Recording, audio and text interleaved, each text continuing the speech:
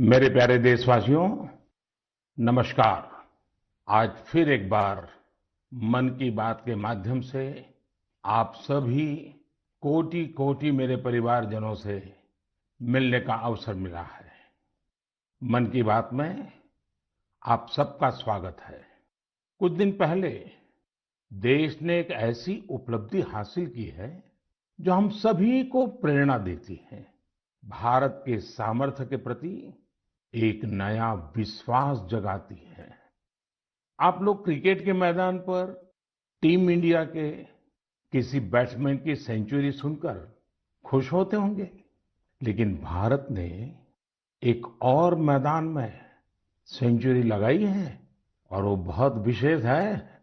इस महीने 5 तारीख को देश में यूनिकॉर्न की संख्या 100 के आंकड़े तक पहुंच गई है। और आपको तो पता ही है, एक यूनिकॉर्न यानी कम से कम 7,500 करोड़ रुपए का स्टार्टअप। इन यूनिकॉर्न्स का कुल वैल्यूएशन $330 बिलियन यानी 25 लाख करोड़ रुपयों से भी ज्यादा है। निश्चित रूप से ये बात हर भारतीय के लिए गर्व करने वाली बात है। आपको यह जानकर भी हैरानी होगी कि हमारे कुल यूनिकॉर्न में से 44 पिछले साल बने थे। इतना ही नहीं, इस वर्ष के 3-4 महीने में ही 14 और नए यूनिकॉर्न बन गए। इसका मतलब यह हुआ कि ग्लोबल पैंडेमिक के इस दौर में भी हमारे स्टार्टअप्स वेल्थ और वैल्यू क्रिएट करते रहे। इंडियन यूनिकॉर्न्स का average annual growth rate USA, UK और अन्य कई देशों से भी ज्यादा है। एनालिस्ट का तो ये भी कहना है कि आने वाले वर्षों में इस संख्या में तेज उछाल देखने को मिलेगी। एक अच्छी बात ये भी है कि हमारे यूनिकॉर्न्स डाइवर्सिफाइंग है। ये e commerce, fintech, edtech, biotech जैसे कई क्षेत्रों में काम कर रहे हैं। एक और बात जिसे मैं ज्यादा अहम मानता हूं, वो ये है कि स्टार्टअप्स की दुनिया न्यू इंडिया की स्पिरिट को रिफ्लेक्ट कर रही है। आज भारत का स्टार्टअप इकोसिस्टम सिर्फ बड़े शहरों तक ही सीमित नहीं है। छोटे छोटे शहरों और कस्बों से भी एंटरप्रेन्योर सामने आ रहे हैं। इससे पता चलता है कि भारत में जिसके पास इनोवेटिव आइडिया है, वो वेल्थ क्रिएट कर सकता है। साथियों, देश की इस सफलता के पीछे देश की युवा शक्ति, देश के टैलेंट और सरकार सभी मिलकर के प्रयास कर रहे हैं। हर किसी का योगदान है। लेकिन इसमें एक और बात महत्वपूर्ण है, वो है स्टार्टअप वर्ल्ड में राइट मेंटरिंग यानी सही मार्गदर्शन। एक अच्छा मेंटर स्टार्टअप को नई ऊंचाइयों तक ले जा सकता है। वह फाउंडर्स को राइट डिसीजन के लिए हर तरह से गाइड कर सकता है।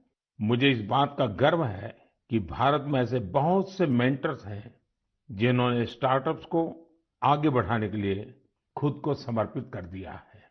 श्रीधर वेम्बू जी को हाल ही में पद्म सम्मान मिला है। वह खुद एक सफल एंटरप्रेन्योर है, लेकिन अब उन्होंने दूसरे एंटरप्रेन्योर को ग्रूम करने का भी बीड़ा उठाया है। श्रीधर जी ने अपना काम ग्रामीण इलाके से शुरू किया है। वे ग्रामीण युवाओं को गांव में ही रहकर इस क्षेत्र में कुछ करने के लिए प्रोत्साहित कर रहे हैं। हमारे यहाँ मदन पडाकी जैसे लोग भी हैं जिन्होंने रूरल एंटरप्रेन्योर्स को बढ़ावा देने के लिए 2014 में वन ब्रिज नाम का प्लेटफॉर्म बनाया था। आज वन ब्रिज दक्षिण और पूर्वी भारत के 75 से अधिक जिलों में मौजूद है। इससे जुड़े 9,000 से अधिक रूरल एंटरप्रेन्योर्स ग्रामीण उपभोक्ताओं को अपनी सेवाएं उपलब्ध करा रहे हैं। मीरा शेनॉय जी भी ऐसी ही एक मिसाल है। वो रूरल, ट्राइबल और डिसेबल यूथ के लिए मार्केट लिंक स्किल ट्रेनिंग के क्षेत्र में उल्लेखनीय कार्य कर रही है। मैंने यहाँ तो कुछ ही नाम लिए हैं, लेकिन आज हमारे बीच मेंटर्स की कमी नहीं है। हमारे लिए यह बहुत प्रसन्नता की बात है कि स्टार्टअप्स के लिए आज देश में एक पूरा सपोर्ट सिस्टम तैयार हो रहा है। मुझे विश्वास है कि आने वाले समय में हमें भारत के स्टार्टअप वर्ल्ड के प्रगति की नई उड़ान देखने को मिलेगी। साथियों, कुछ दिनों पहले मुझे एक ऐसी इंटरेस्टिंग और अट्रैक्टिव चीज मिली जिसमें देशवासियों की क्रिएटिविटी और उनके आर्टिस्टिक टैलेंट का रंग भरा है। एक उपहार है जिसे तमिलनाडु के तंजावुर के एक सेल्फ हेल्प ग्रुप ने मुझे भेजा है। इस उपहार में भारतीयता की सुगंध है और मातृशक्ति के आशीर्वाद। मुझ पर उनके स्नेह की भी झलक है। यह एक स्पेशल तंजावुर डॉल है जिसे जीआई टैग भी मिला हुआ है। मैं तंजावुर सेल्फ हेल्प ग्रुप को विशेष धन्यवाद देता हूं कि उन्होंने मुझे स्थानीय संस्कृति में रचे बसे इस उपहार को भेजा।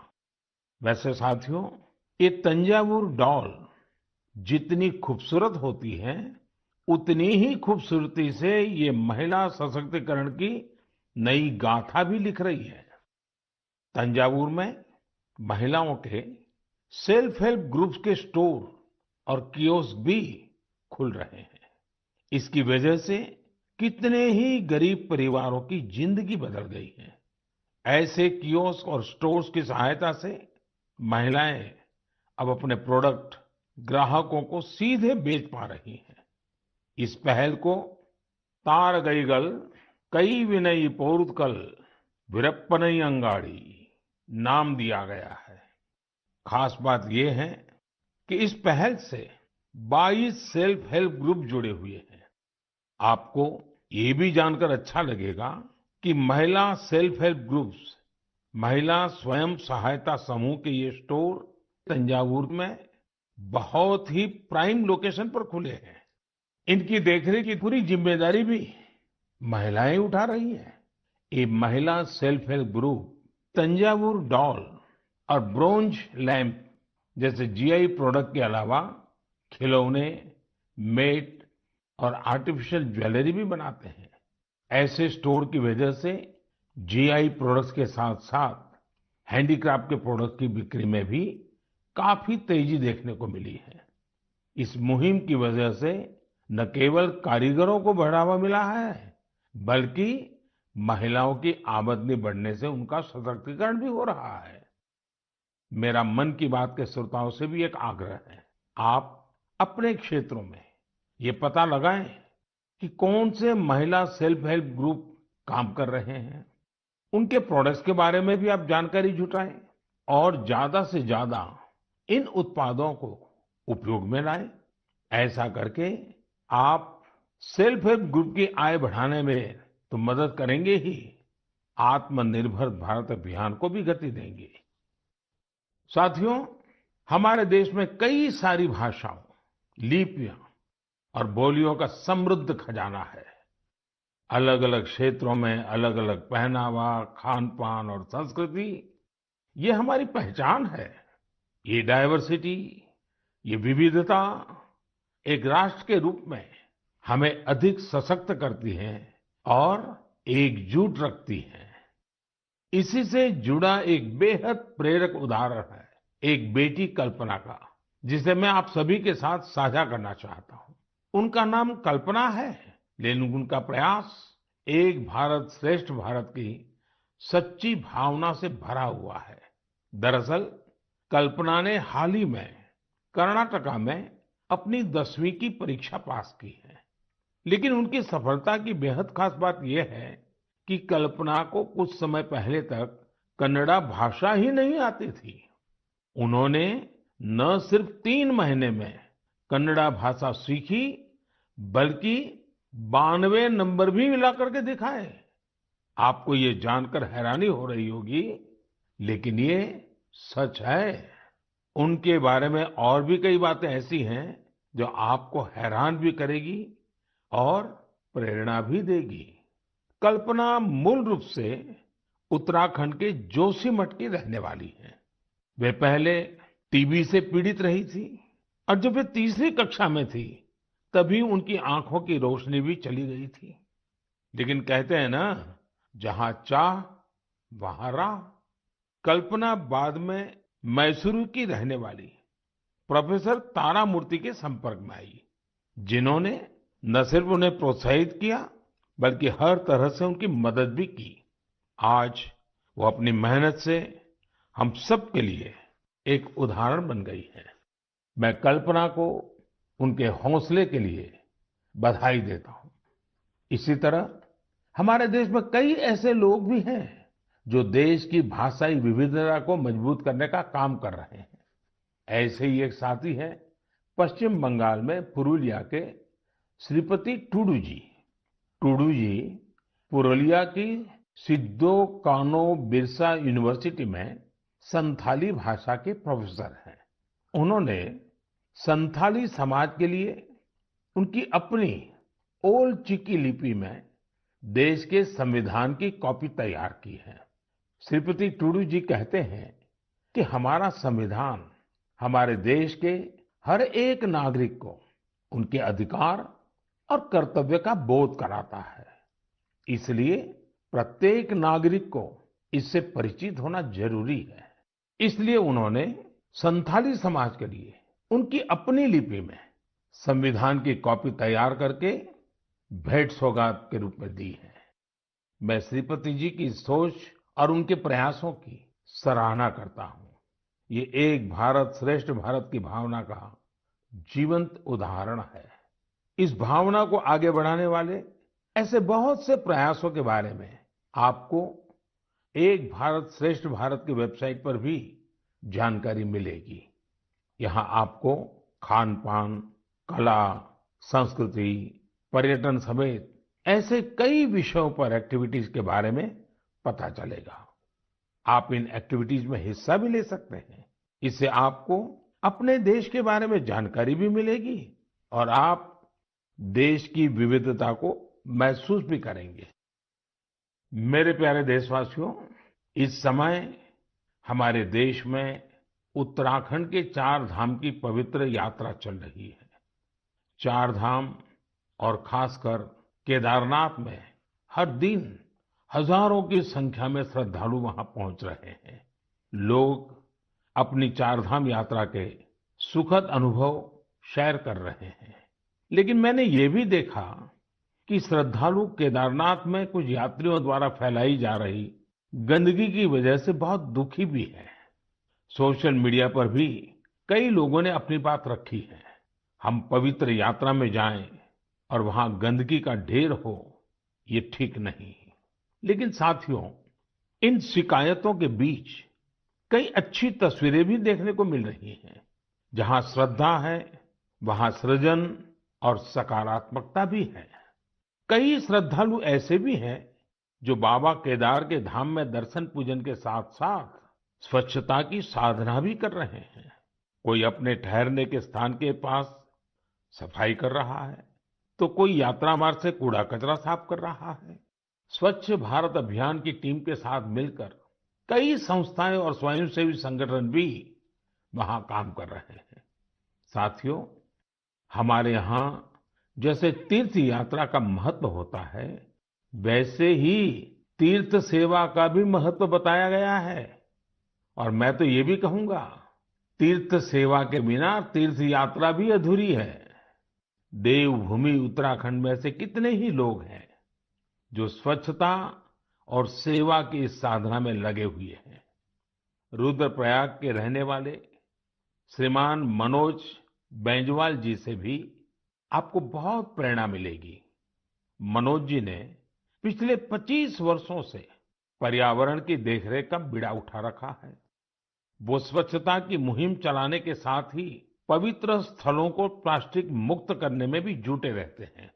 वहीं गुप्त काशी में रहने वाले सुरेंद्र बगवाड़ी जी ने भी स्वच्छता को अपना जीवन मंत्र बना लिया है। वो गुप्त काशी में नियमित रूप से सफाई कार्यक्रम चलाते हैं और मुझे पता चला है कि इस अभियान का नाम भी उन्होंने मन की बात रख लिया है। ऐसे ही देवर गांव की चंपा देवी जी पिछले 3 साल से अपने गांव की महिलाओं को कूड़ा प्रबंधन यानी वेस्ट मैनेजमेंट सिखा रही है। चंपा जी ने सैकड़ों पेड़ भी लगाए हैं और उन्होंने अपने परिश्रम से एक हरा भरा वन तैयार कर दिया है। साथियों, ऐसे ही लोगों के प्रयासों से देवभूमि और तीर्थों की वो दैवीय अनुभूति बनी हुई है, जिसे अनुभव करने के लिए हम वहां जाते हैं। इस देवत्व और आध्यात्मिकता को बनाए रखने की जिम्मेदारी हमारी भी तो है। अभी हमारे देश में चार धाम यात्रा के साथ साथ आने वाले समय में अमरनाथ यात्रा, पंढरपुर यात्रा और जगन्नाथ यात्रा जैसी कई यात्राएं होगी। सावन मास में तो शायद हर गांव में कोई न कोई मेला लगता है। साथियों, हम जहां कहीं भी जाए, इन तीर्थ क्षेत्रों की गरिमा बनी रहे, शुचिता, साफ सफाई, एक पवित्र वातावरण, हमें इसे कभी नहीं भूलना है। उसे जरूर बनाए रखें और इसलिए जरूरी है कि हम स्वच्छता के संकल्प को याद रखें। कुछ दिन बाद ही 5 जून को विश्व पर्यावरण दिवस के रूप में मनाता है। पर्यावरण को लेकर हमें अपने आसपास की सकारात्मक अभियान चलाने चाहिए और ये निरंतर करने वाला काम है। आप इस बार सबको साथ जोड़कर स्वच्छता और वृक्षारोपण के लिए कुछ प्रयास जरूर करें। आप खुद भी पेड़ लगाइए और दूसरों को भी प्रेरित करिए। मेरे प्यारे देशवासियों, अगले महीने 21 जून को हम 8वां अंतर्राष्ट्रीय योग दिवस मनाने वाले हैं। इस बार योग दिवस की थीम है योगा फॉर ह्यूमैनिटी। मैं आप सभी से योग दिवस को बहुत ही उत्साह के साथ मनाने का आग्रह करूंगा। हाँ, कोरोना से जुड़ी जरूरी सावधानियां भी बरतें। वैसे अब तो पूरी दुनिया में कोरोना को लेकर हालात पहले से कुछ बेहतर लग रहे हैं।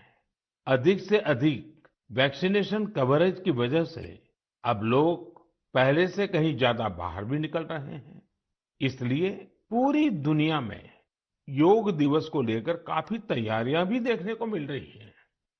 कोरोना महामारी ने हम सभी को ये एहसास भी कराया है कि हमारे जीवन में स्वास्थ्य का कितना अधिक महत्व है और योग इसमें कितना बड़ा माध्यम है। लोग ये महसूस कर रहे हैं कि योग से फिजिकल, स्पिरिचुअल और इंटेलेक्चुअल वेलबीइंग को भी कितना बढ़ावा मिलता है। विश्व के टॉप बिजनेस पर्सन से लेकर फिल्म और स्पोर्ट्स पर्सनालिटीज तक, स्टूडेंट से लेकर सामान्य मानवी तक, सभी योग को अपने जीवन का अभिन्न अंग बना रहे हैं। मुझे पूरा विश्वास है कि दुनिया भर में योग की बढ़ती लोकप्रियता को देखकर आप सभी को बहुत अच्छा लगता होगा। साथियों, इस बार देश विदेश में योग दिवस पर होने वाले कुछ बेहद इनोवेटिव उदाहरणों के बारे में मुझे जानकारी मिली है। इन्हीं में से एक है गार्डियन रिंग। एक बड़ा ही यूनिक प्रोग्राम होगा। इसमें मूवमेंट ऑफ सन को सेलिब्रेट किया जाएगा। यानी सूरज जैसे जैसे यात्रा करेगा, धरती के अलग अलग हिस्सों से हम योग के जरिए उसका स्वागत करेंगे। अलग अलग देशों में इंडियन मिशंस वहां के लोकल टाइम के मुताबिक सूर्योदय के समय योग कार्यक्रम आयोजित करेंगे। एक देश के बाद दूसरे देश से कार्यक्रम शुरू होगा। पूरब से पश्चिम तक निरंतर यात्रा चलती रहेगी। फिर ऐसे ही ये आगे बढ़ता रहेगा। इन कार्यक्रमों की स्ट्रीमिंग भी इसी तरह एक के बाद एक जुड़ती जाएगी। यानी ये एक तरह का रिले योगा स्ट्रीमिंग इवेंट होगा। आप भी इसे जरूर देखिएगा। साथियों, हमारे देश में इस बार अमृत महोत्सव को ध्यान में रखते हुए देश के 75 प्रमुख स्थानों पर भी अंतर्राष्ट्रीय योग दिवस का आयोजन होगा। इस अवसर पर कई संगठन और देशवासी ने अपने अपने स्तर पर अपने अपने क्षेत्र की खास जगहों पर कुछ न कुछ इनोवेटिव करने की तैयारी कर रहे हैं। मैं आपसे भी ये आग्रह करूंगा, इस बार योग दिवस मनाने के लिए आप अपने शहर, कस्बे या गांव की किसी ऐसी जगह चुनें जो सबसे खास हो। ये जगह कोई प्राचीन मंदिर और पर्यटन केंद्र हो सकता है, या फिर किसी प्रसिद्ध नदी, झील या तालाब का किनारा भी हो सकता है। इससे योग के साथ साथ आपके क्षेत्र की पहचान भी बढ़ेगी और पर्यटन को भी बढ़ावा मिलेगा। इस समय योग दिवस को लेकर 100 डे काउंटडाउन भी जारी है, या यूं कहें कि निजी और सामाजिक प्रयासों से जुड़े कार्यक्रम 3 महीने पहले ही शुरू हो चुके हैं। जैसा कि दिल्ली में 100वें दिन और 75वें दिन के काउंटडाउन प्रोग्राम्स हुए हैं, वहीं असम के शिवसागर में 50वें और हैदराबाद में 25वें काउंटडाउन इवेंट आयोजित किए गए। मैं चाहूंगा कि आप भी अपने यहाँ अभी से योग दिवस की तैयारियां शुरू कर दीजिए। ज्यादा से ज्यादा लोगों से मिलिए, हर किसी को योग दिवस के कार्यक्रम में जुड़ने के लिए आग्रह कीजिए, प्रेरित कीजिए। मुझे पूरा भरोसा है कि आप सभी योग दिवस में बढ़ चढ़कर के हिस्सा लेंगे, साथ ही योग को अपने दैनिक जीवन में भी अपनाएंगे। साथियों, कुछ दिन पहले मैं जापान गया था। अपने कई कार्यक्रमों के बीच मुझे कुछ शानदार शख्सियतों से मिलने का मौका मिला। मैं मन की बात में आपसे उनके बारे में चर्चा करना चाहता हूँ। वे लोग हैं तो जापान के, लेकिन भारत के प्रति इनमें गजब का लगाव और प्रेम है। इनमें से एक है हिरोशी कोइके जी, जो एक जाने माने आर्ट डायरेक्टर है। आपको ये जानकर बहुत ही खुशी होगी कि इन्होंने महाभारत प्रोजेक्ट को डायरेक्ट किया है। इस प्रोजेक्ट की शुरुआत कंबोडिया में हुई थी और पिछले 9 सालों से ये निरंतर जारी है। हिरोशी कोइके जी हर काम बहुत ही अलग तरीके से करते हैं। वे हर साल एशिया के किसी देश की यात्रा करते हैं और वहां लोकल आर्टिस्ट और म्यूजिशियंस के साथ महाभारत के कुछ हिस्सों को प्रोड्यूस करते हैं। इस प्रोजेक्ट के माध्यम से उन्होंने इंडिया, कंबोडिया और इंडोनेशिया सहित 9 देशों में प्रोडक्शन किए हैं और स्टेज परफॉर्मेंस भी दी है। हिरोशी कोइके जी उन कलाकारों को एक साथ लाते हैं जिनका क्लासिकल और ट्रेडिशनल एशियन परफॉर्मिंग आर्ट्स में डाइवर्स बैकग्राउंड रहा है। इस वजह से उनके काम में विविध रंग देखने को मिलते हैं। इंडोनेशिया, थाईलैंड, मलेशिया और जापान के परफॉर्मर्स जावा नृत्य, बाली नृत्य, थाई नृत्य के जरिए इसे और आकर्षक बना देते हैं। खास बात यह है कि इसमें प्रत्येक परफॉर्मर अपनी ही मातृभाषा में बोलता है और कोरियोग्राफी बहुत ही खूबसूरती से इस विविधता को प्रदर्शित करती है। और म्यूजिक की डाइवर्सिटी इस प्रोडक्शन को और जीवंत बना देती है। उनका उद्देश्य इस बात को सामने लाना है कि हमारे समाज में डाइवर्सिटी और कोएग्जिस्टेंस का क्या महत्व है और शांति का रूप वास्तव में कैसा होना चाहिए। इनके अलावा मैं जापान में जिन अन्य 2 लोगों से मिला, वे हैं आत्सुशि मात्सुओ जी और केंजी योशी जी। ये दोनों ही टेम प्रोडक्शन कंपनी से जुड़े हैं। इस कंपनी का संबंध रामायण की उस जापानीज एनिमेशन फिल्म से है जो 1993 में रिलीज हुई थी। ये प्रोजेक्ट जापान के बहुत ही मशहूर फिल्म डायरेक्टर युगो साकोजी से जुड़ा हुआ था। करीब 40 साल पहले 1983 में उन्हें पहली बार रामायण के बारे में पता चला था। रामायण उनके हृदय को छू गई, जिसके बाद उन्होंने इस पर गहराई से रिसर्च शुरू कर दी। इतना ही नहीं, उन्होंने जापानी भाषा में रामायण के 10 वर्जन्स पढ़ डाले और वो इतने पर ही नहीं रुके। वे इसे एनिमेशन में भी उतारना चाहते थे। इसमें इंडियन एनिमेटर्स ने भी उनकी काफी मदद की। उन्हें फिल्म में दिखाए गए भारतीय रीति रिवाजों और परंपराओं के बारे में गाइड किया गया। उन्हें बताया गया कि भारत में लोग धोती कैसे पहनते हैं, साड़ी कैसे पहनते हैं, बाल कैसे बनाते हैं, बच्चे परिवार के अंदर एक दूसरे का मान सम्मान कैसे करते हैं, आशीर्वाद की परंपरा क्या होती है, प्रातः उठ करके अपने घर के जो सीनियर है उनको प्रणाम करना, उनके आशीर्वाद लेना, ये सारी बातें अब 30 सालों के बाद यह एनिमेशन फिल्म फिर से 4K में रीमास्टर की जा रही है। इस प्रोजेक्ट के जल्द ही पूरा होने की संभावना है।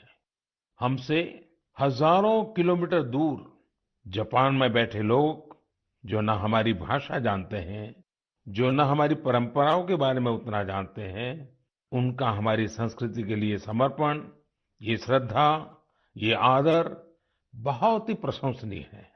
कौन हिंदुस्तानी इस पर गर्व नहीं करेगा। मेरे प्यारे देशवासियों, स्व से ऊपर उठकर समाज की सेवा का मंत्र, सेल्फ फॉर सोसाइटी का मंत्र हमारे संस्कारों का हिस्सा है। हमारे देश में अनगिनत लोग इस मंत्र को अपना जीवन ध्येय बनाए हुए हैं। मुझे आंध्र प्रदेश में मरकापुरम में रहने वाले एक साथी राम भूपाल रेड्डी जी के बारे में जानकारी मिली।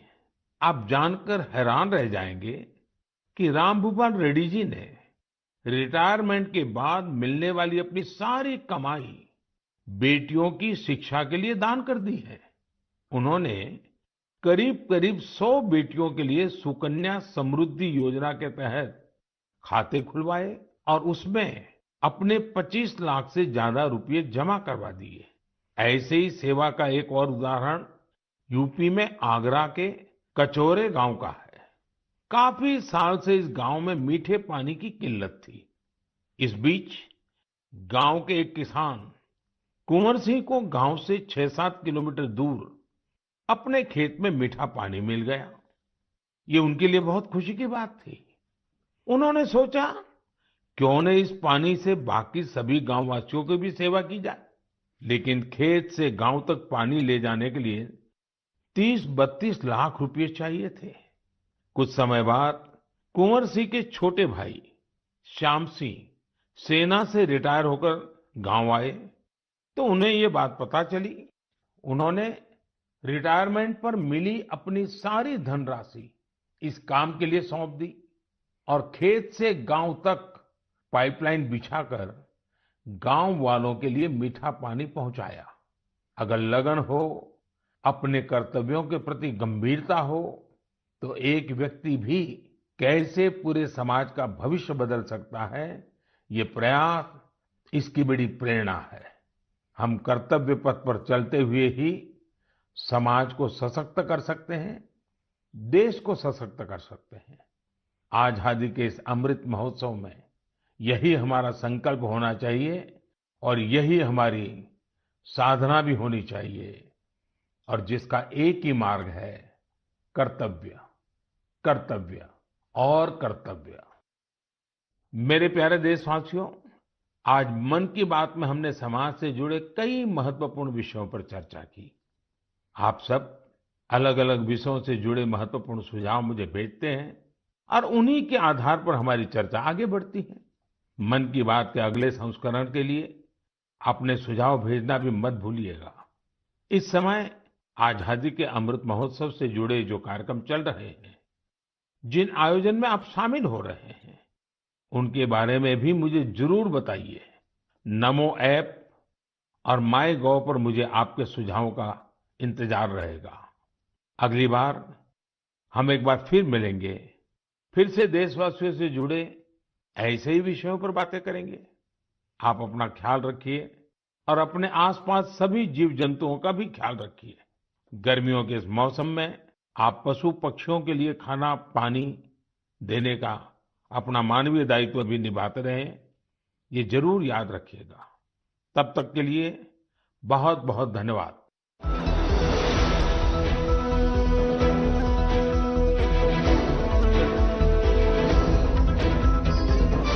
माननीय प्रधानमंत्री के प्रसारण के तुरंत बाद मन की बात का प्रादेशिक